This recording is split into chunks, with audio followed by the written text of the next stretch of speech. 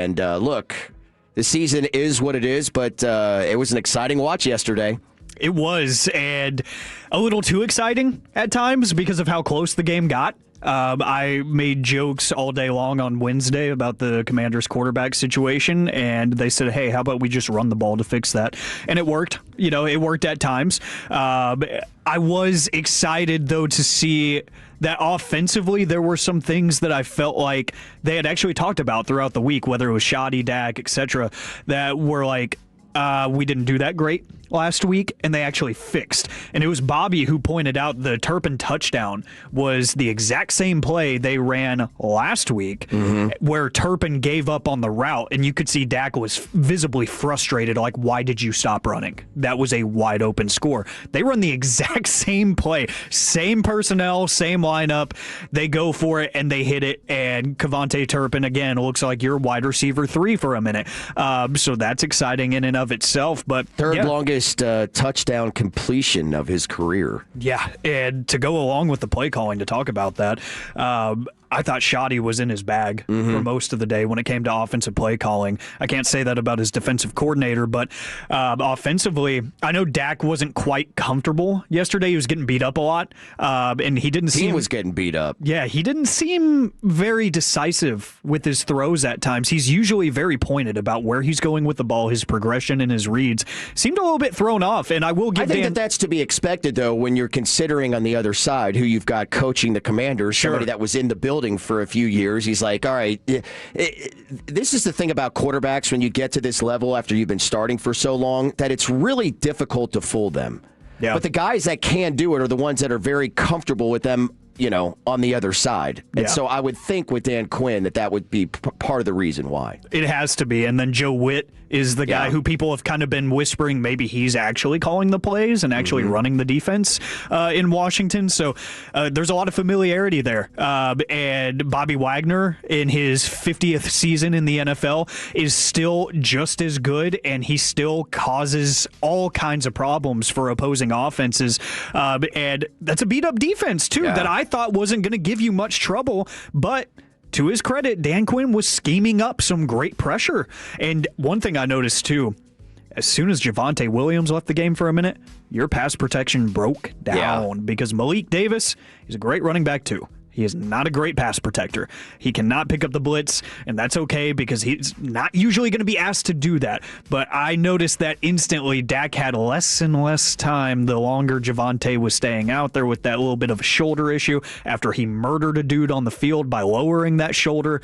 But offensively, it was up and down, but it was cool to see the fireworks a little bit. Jake Ferguson with the circus catch in the back of the end zone was nice because I feel like he's had a relatively pedestrian season, and I have really high expectations for him. I think he's one of the best in the league, just talent-wise, so it's nice to see him get on the board.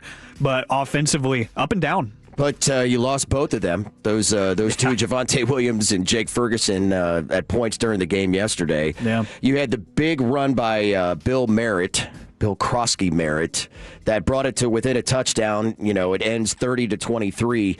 Dak Prescott with 30 touchdowns on the season for the 4th time in his career. That ties in with Tony Romo for the most in franchise history, but that is the most in the league since 2019.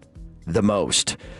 And, we talked a little bit about this in the Specs Tailgate show last week on Dak's season. It's so disappointing just for me personally, and I think for anybody that really wants to see Dak succeed. I mean, not just, it's obvious, right? If you're a Cowboys fan, you want Dak to succeed because he's your quarterback. But we understand how frustrating it can be, right? Because we've seen him play so well and yet also so poorly in the playoffs. To not get a chance to see him continue the season that he is having and going into the playoffs, to see him do that. That's what I want so badly, and that's obviously not going to happen this year. And part of the thing that we're going to be asking Jerry about this, we're going to talk about it, throughout the program today, is, when and where did this thing go so wrong? I think it went so wrong as soon as you hired Matt Eberflus. Okay. I was literally going to go there. Yeah, that's probably the starting point, because I know Bobby's talked about this a lot, and it's true. you started to hear out of Chicago after he got the boot that there was bad communication between him and the players, and they didn't really get along at times. And I wonder sometimes, did they really take that into consideration? Because, I mean, heck, you trade for Logan Wilson, you give up a 7th-round pick, that's nothing. But still, you make the move and you tell us on these airwaves that he's got a great football IQ. He fills gaps better than most linebackers, blah, blah, blah. He didn't play a single snap yesterday. He did not. Kenneth Murray got all of the looks. And you know what Kenneth Murray is? A Matt Eberflus guy. So that's a guy that's very rooted in his old ways. Can't teach an old dog new tricks when it comes to his scheme, the personnel he prefers. So we dealt with this with Mike Zimmer in his tenure here, because he said it out loud on the record that, hey, I should have changed the scheme up a little bit sooner than I did to adapt to these players. Once he did that, it looked a little bit better, because he said, okay, these guys are limited. I need to work around that and put them in position to succeed. It's just with Matt Eberflus, I'm running the same guys out there. My scheme is my scheme. I'm making the play calls. I'm going to move up to the coach's box. If it works, it works. If it doesn't, it doesn't. This is my scheme. They need to get it. It's like a player thing for him. They need to execute it. They need to do what I ask them to do, which, yes, they do. But sometimes the players that you get just aren't capable of doing that, and that's okay. So you pivot. That's why I thought I was fooled for a second. For a brief second. We all were. Whenever they got Quinnen Williams and they went to the 5-man front, I thought that man had a willingness to change. He clearly did not, because he won't play the personnel that we think. And, it doesn't take the smartest guy on the planet to say that Kenneth Murray is not that great at this thing, in all due respect. But he is not that great in this system, even that he's supposed to be good in. Really, all the linebackers have struggled in some way, in some form. And Matt Eberflus is a linebackers coach. He's supposed to be the guy that's helping these guys out. I'm not seeing any change. So whenever I just look back to the things that we heard out of Chicago and the things that people just generally think about Matt Eberflus, and it's like, that's the guy for the job, I would have much rather had Al Harris, somebody that has the foundation with the players first, and say, look, he might not be the best play caller or scheme builder right now, but we can teach him that. We can't teach him how to be likable. We can't teach him how to be receivable in the meeting room. Matt Eberflus just isn't. From the 214, and by the way, 877-881-1053 in the Franklin Frankel Injury Attorneys fan text. Shouldn't the scheme match the opponent from the 214? And I'm glad that was texted in, because for the life of me, I could not understand watching the Lions game. Coming off of you just beat the two defending, conference champions within, 4 or 5 days of each other, and the defense had looked great. I talked to Brian Broaddus about this. It was like you went from being like, I don't know if they could beat anybody, to they can play or beat anybody in the league. That's what they looked like. And all of a sudden I'm watching, I'm like, okay, well, how would you beat Detroit? Well, you want to get pressure right up the middle on Jared Goff, right? When you got a pocket passer like that, you try to frustrate them right up the middle. Well, you just got Quinnen Williams.